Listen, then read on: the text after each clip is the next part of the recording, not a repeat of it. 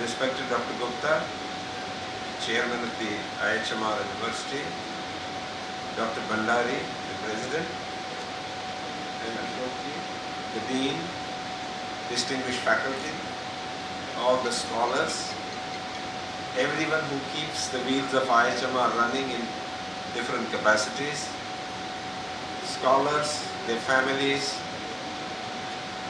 dear friends. It is a wonderful occasion for me to be here. I've actually never been to IIHMR, although I have in my heart been a part of this family for a very long time. For many reasons. As I've said, I have heard and known about IIHMR for a long time, but never had the privilege of being here. And I was so delighted to see the architecture and design of the environment and the building, which very much reflected the gentle and beautiful soul of the founders of this institution. In some ways, it reflected to me what I thought they were, and that was a wonderful feeling. It's a great day for all of us here, that you're getting your degrees, that you've accomplished an important milestone in your life. I have 2 children, and I realize how good you feel when you think you've done your responsibility well. So I congratulate and salute all the families for nurturing these beautiful young men and women. It is a great occasion for the faculty. I have always believed that India did many things right, but one thing it did not do right is to recognize the central importance of teachers in any human society. Nobody in this world gives more of oneself to nurturing others than teachers do. So I would like to salute the faculty from all my heart. Very privileged and honored to meet you. And thank you for nurturing these 2,000 pearls that you've given to us over these years and this current batch. IIHMR is a very beautiful, inspiring idea. We were young when we were young faculty when IIHMR was made. It was a time when powerful doctors drove decision making in public health in India. So if you were a surgeon, you had the ear of the Prime Minister and the Minister. So you knew everything about health systems. So between the health of individuals and health of societies and populations, there was no distinction those days. And IIHMR came as a very inspiring idea, which actually brought emphasis to the notion of the relevance of public health.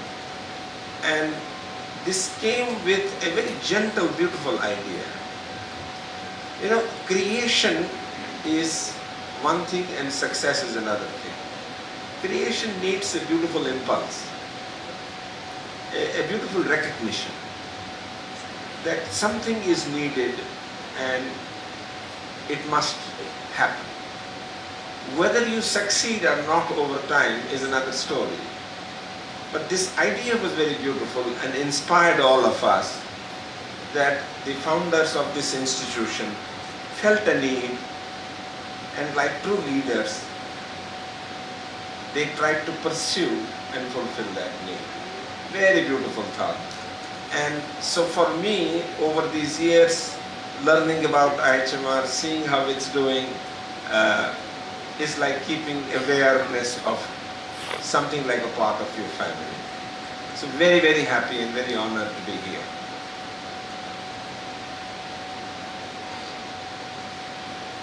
Convocations are in some ways both joy and seriousness. The joy part of it is something to celebrate. You've done a good job, you finished one milestone, you accomplished and achieved capability and a set of values, and I think, that's a beautiful thing. And so my heartiest congratulations to all of you.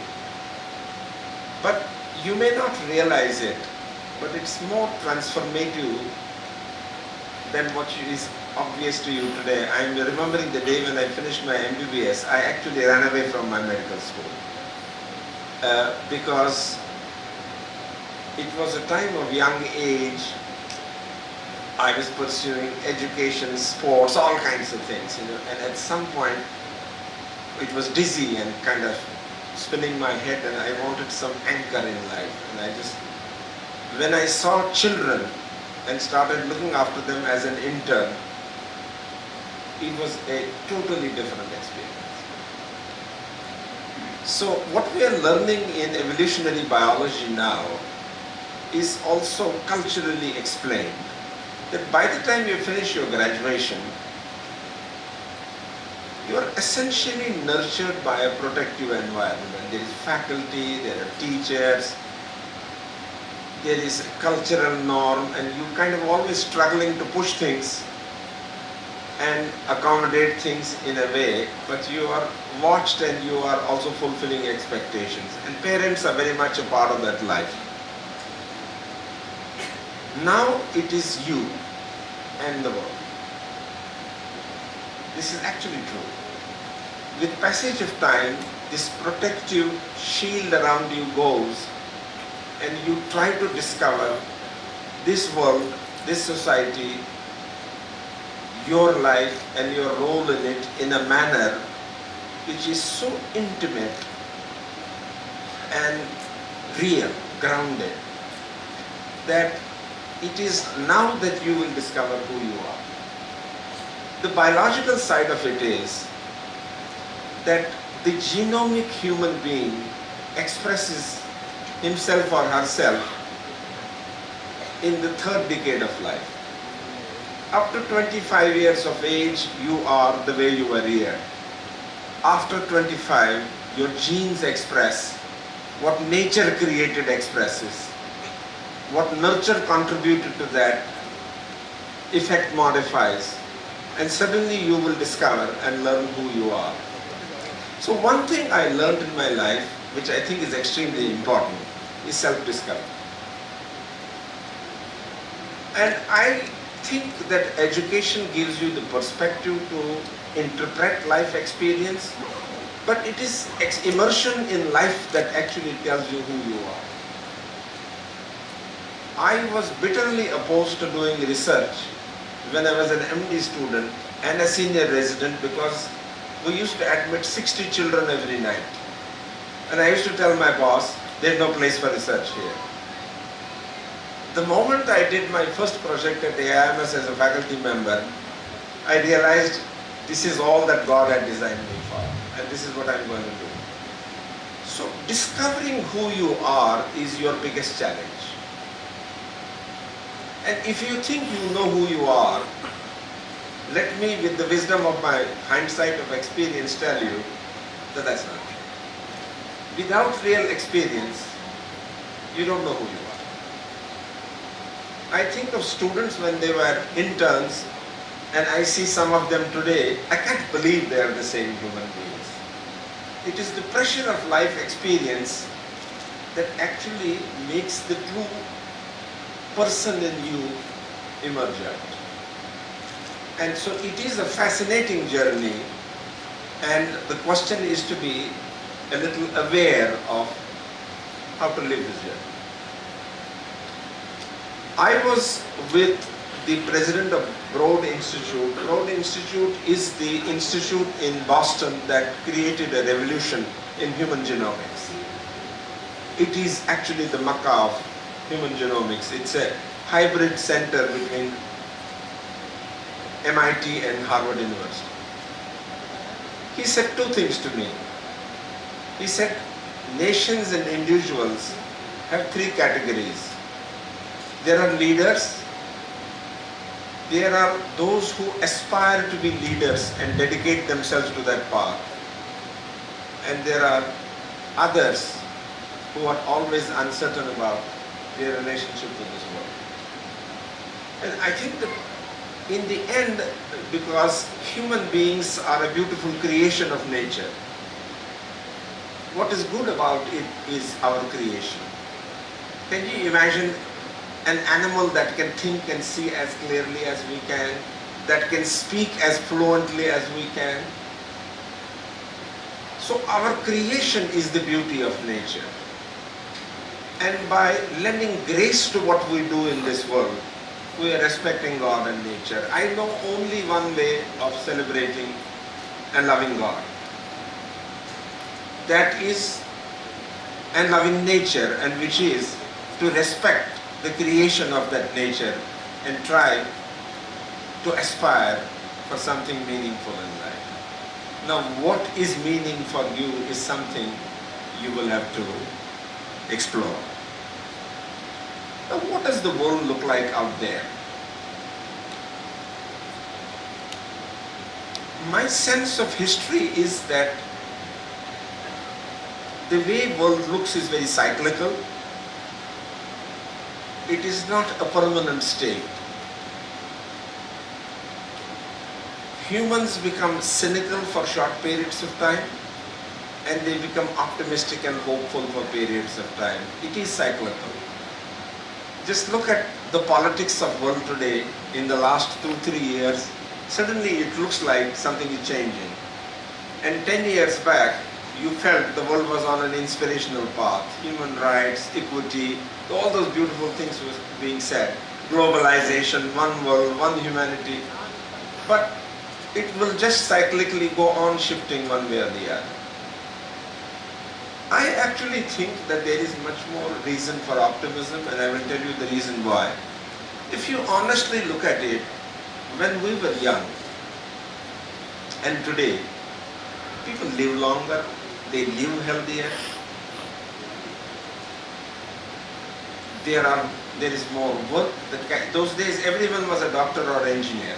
These days you struggle in your head about what to do because the opportunity is unlimited. The world is more connected. Look at the impact of technology and the way we can access information. My 2 maids at home have 4 children. Their fathers died when they were young, and they have been with me for a long time. These 2 women have raised their 4 children through the cell phone.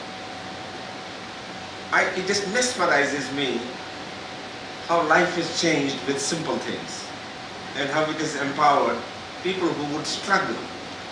And they've all done their masters. And the connection, the family is the cell phone. So I actually sense that the world is much better off. There are poor people, but there are half less poor people today in India than there were even 12 years ago. So in many ways, I would say, I think there is every reason to be optimistic. But at the same time, one has to be aware of the larger world. There is an issue of trust.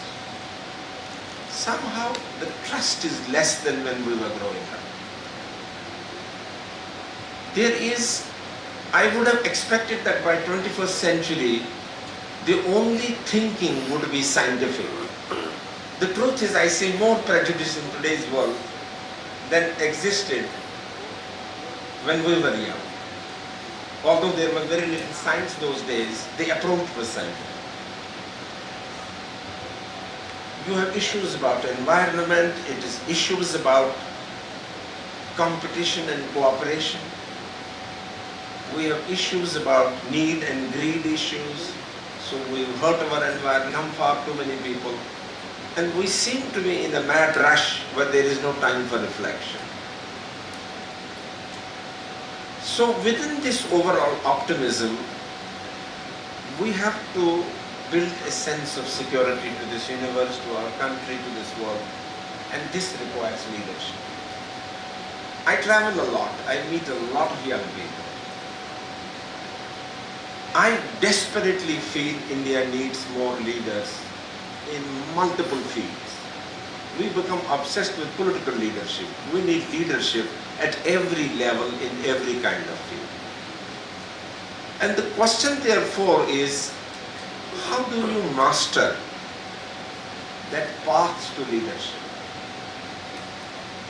Now, When I say leadership, I don't mean a position. A leader is one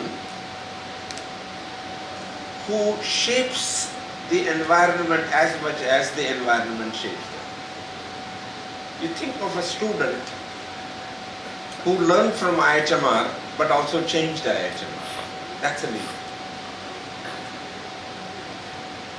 And I think the things that matter, Dr. Gupta alluded to IIHMR's journey, and you see those imprints there, is a combination of values and adaptability. Some people have values and they get stuck in those values. But people without values are dangerous people.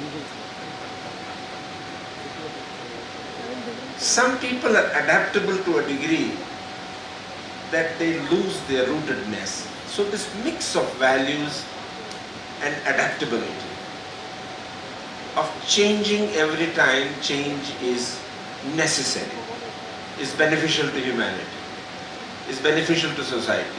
And that's what he said. He said we kept adapting our educational programs to new opportunity and need. So this is one fundamental principle that you should remember. Two is continuous learning.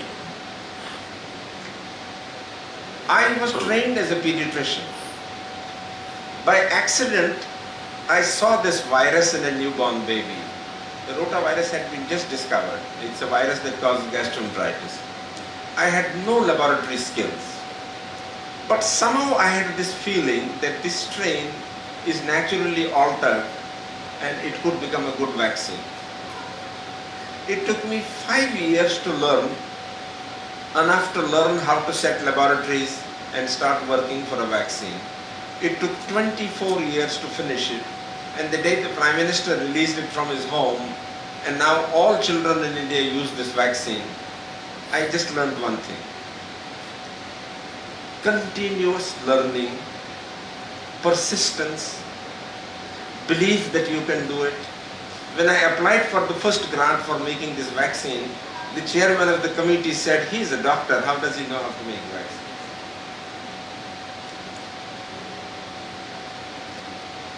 So persistent learning and persistent belief that you can accomplish a task, you can walk the last mile.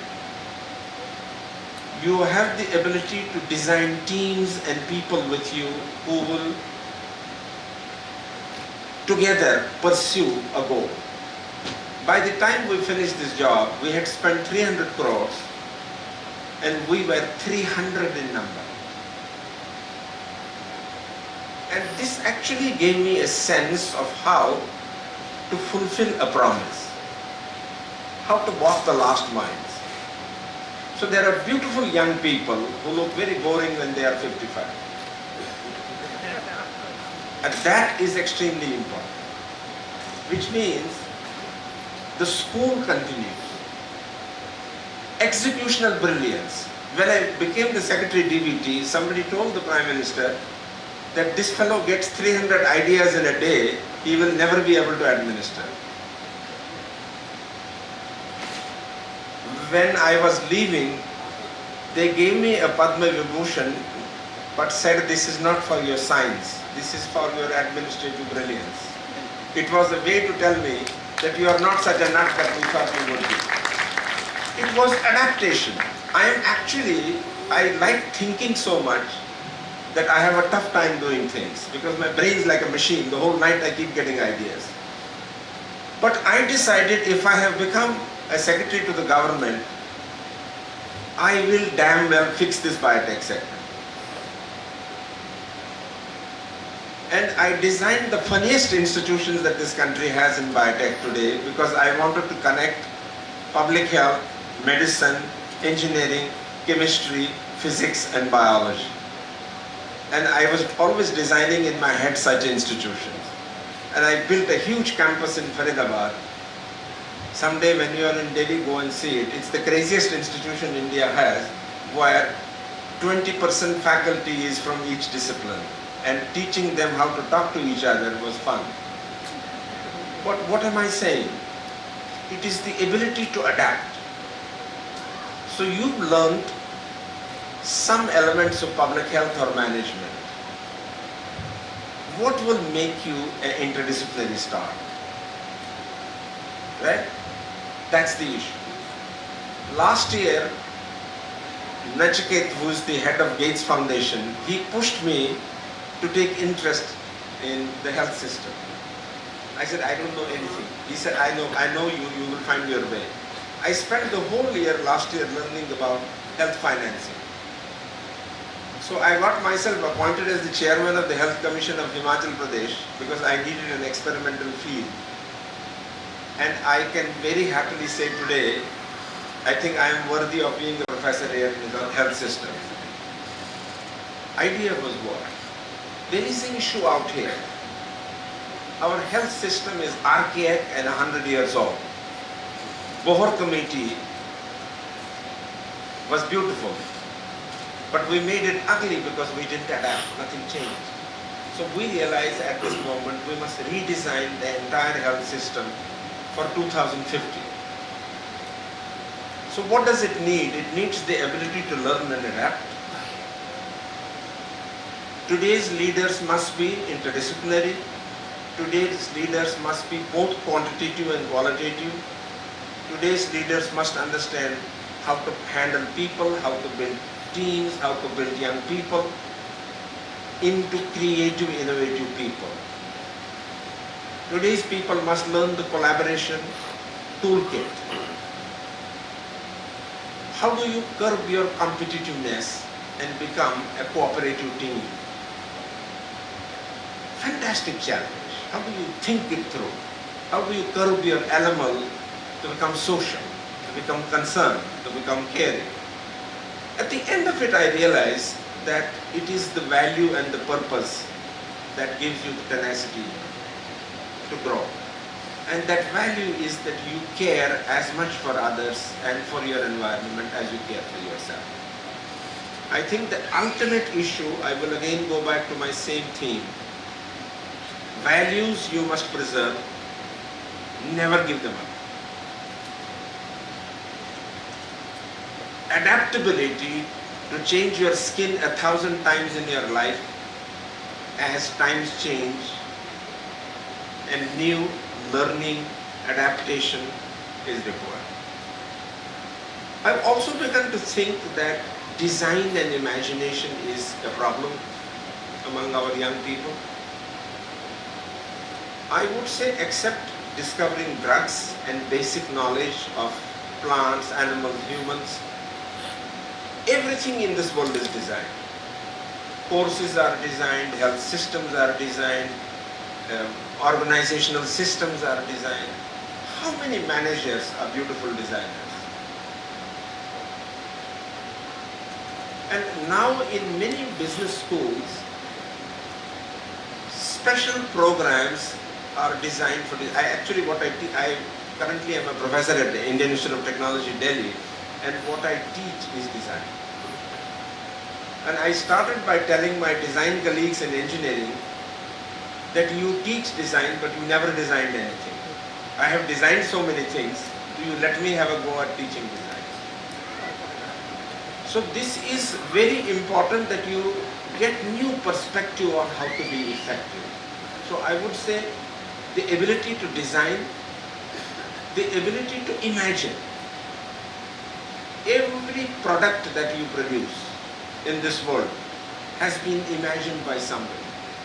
A spacecraft was imagined by somebody. That person is not an engineer. It could even be a painter and an artist. So let go of your imagination. Executional brilliance. Because you may have million ideas, you have to learn how to finish the last one. In fact, if you remember India's policies, family planning, everything under the sun, we were pioneers, but we never finished the job. We still became or close to becoming the largest country in the world. So executional brilliance is important. Learning conversion science and collaboration science and becoming interdisciplinary. So in some ways, try and understand what it will take you to one single goal. That when you are 60 years of age, you ask yourself, I graced human life because I lived it so beautifully, so effectively. I had fun doing it, but I served my community. I preserved my environment. I was selfish to a degree that is needed to survive, but I was collaborative way more than I was selfish. So it's this mix of these attributes that are kind of seemingly contradictory, because values make you stable, but you need to adapt to survive. That's what nature teaches, is trial and error. So I think this is the time for you to be aware of how to transform yourself into a leader, a creator, an innovator, a designer, somebody who can have a transformative influence on life. Now you will say, why the hell is it necessary? Why can't relax and have a good time? I gave you my reasoning, you will have yours. I think human beings are so beautiful. I am mesmerized by the very thought that evolution could produce such a beautiful machinery. Look at what we have been able to do. We can go to moon, we can go to Mars, we can do whatever we like. We've also messed this planet, which is part of being the human being. That to pursue excellence is to salute life, to salute these human beings. That's all there is to it. Then eventually you'll grow old like me. But just thinking about these things, I am awake half the night, just as I was when I was 35, because I'm always trying to design something else. So last month I actually designed a new school of design for health systems. It's a field that I don't know anything about. Collected 200 crore rupees, and in 2 months' time it will be operational in Delhi. What was my joy? It was just imagining how to design an institution that could transform state capacity in public health. So in some ways there is great joy and creativity in service. So for me, Einstein and Gandhi are two sides of the same coin. When Gandhi is in front of you, then you feel like becoming an Einstein. Because to achieve what Gandhi wanted, you've got to be a very creative person. And in 21st century, to be creative, you've got to learn a million things. So I think this is your moment for future. So seize this moment, understand its gravity. There is no Papa Mama around now. You deal with this world. It is beautiful and ugly in a funny mix. It is selfish and altruistic at the same time. It's creative, disruptive, and negative at the same time. The kind of people you become, the leaders you become, means you will enhance the good and contain the negative. You have to leave your imprint on that bit. Then it is a journey well lived. Survival is so easy for educated people in India. I have friends who own 7 houses. They look miserable because they're all the time struggling with their tax forms. I keep looking at them and say, what have they done to their life? There is no joy left except possession. Now at my age you realize, what do I do with all this? The only thing that will remain with you is something you did that did some good to your society at large. Eventually this is the only thing that makes you a joyful old person like me. Just this memory, I tried to get better. I was telling a friend last week, I said, you know, when I was a young faculty member, I would never speak in a faculty meeting. He said, why? And I said, I was so shy I realized most of them were talking nonsense, but I was too shy to say anything. Oh, this is true.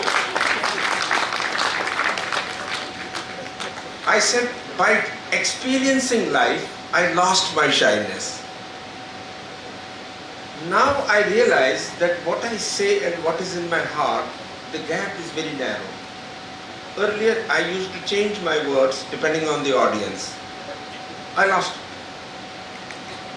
And what helps you become an integrated person with an exterior and interior that is one is living life well. It will make you feel so exalted, I can't tell you.